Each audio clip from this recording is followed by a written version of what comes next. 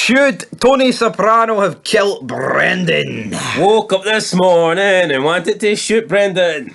He wanted to shoot Brendan, but why didn't he shoot Brendan? That's what we're here to discuss. Check out 46 Long Review, episode 2 of season 1. I think the big mob boss has a soft spot here for Brendan. Yeah, I think he wants to bum him or something. Because how can a guy that has, disrespected the mob, went against mob orders, he's not even family, he's not even in the mob?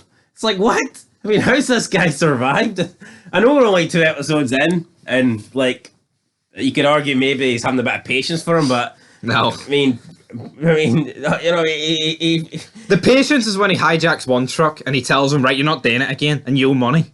Restitutions, and then he goes and does it again. Hijacks a truck from someone that's in the mob, then he makes fun of another person that's got cancer and died in the mob, and then he betrays Tony and goes against Tony's orders to hijack another truck, ends up killing the truck driver, and it's like, all is forgiven almost. It's like, well, that's another 15 grand in restitutions you're going to have to pay. I mean, how?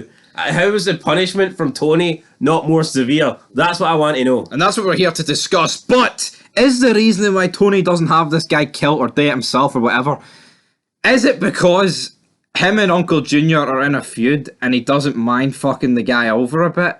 Or is it purely because, that's the only way I can look at it is, he doesn't mind messing with Junior a bit, even though every time they get caught, he's like, well, it's you guys.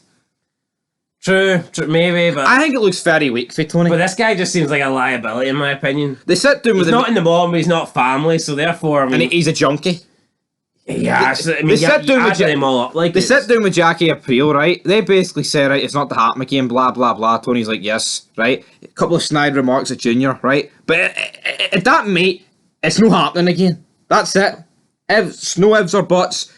If they're there again, they're going to get their balls cut off, essentially. And then there again, Tony's like, we'll just take a couple of suits and you drive the truck back. Brendan just doesn't get the message, so... Yeah, he might Tony Soprano. He might accidentally killed the truck driver, but I'm surprised that Tony hasn't purposely killed Brendan yet, because I mean this is now just a couple of it's not only is it like major fuck ups, but he's just basically denying orders and breaking the chain of command, and yeah, it's not good. Like, obviously, you could say from a point of view is like the dream. I mean, Christopher says it himself, but you're going to assume this Brendan guy wants in the crew to some degree. That has to be the end game. Yeah. So why would he purposely fuck them over? What crew is he trying to get in? The 6 Feet Under crew? I think that's what he might be trying to... He's pushing Tony's buttons. He's pushing Tony's buttons, pal. But yeah, I don't understand. I questioned this the first time I watched it, and I've questioned it now. Why wouldn't he just be or make it clear to him, if you fucking do this again, you're done. You're dead. Never mind, look at the flowers. Tony's going to give him the look at the ducks treatment soon, I think. Look at the ducks. Look at the ducks, Brandon. Look at the ducks, Brandon. Quack, quack. Anyway, that's it, guys. Fog Entertainment, episode 3 of season 1. And The Sopranos coming soon, so make sure you're subscribed. Alright, well, we have to answer the question. Should he have? Should he have? Killed him? Maybe not kill him, but I think he should have said, look, I don't want to see you again. You're never getting in. You're never getting in. And stop hanging about with Christopher. And if you... I think it just looks very step weak. on my turf one more time. Shotgun. If this guy wants a true case for leadership of the group after this guy with the cancer steps down or dies or whatever, right? How can he realise? This just makes him look weak. Yeah, he can't deal with a junkie who's not even in the organisation. They're not just going to turn around and say to him, like, Junior and stuff, well, your nephew and his junkie friend were, disobeying your orders, and... How are you going to keep your crew in line? Yeah. Look at Gustavo Fring, man. Victor picked up a fucking...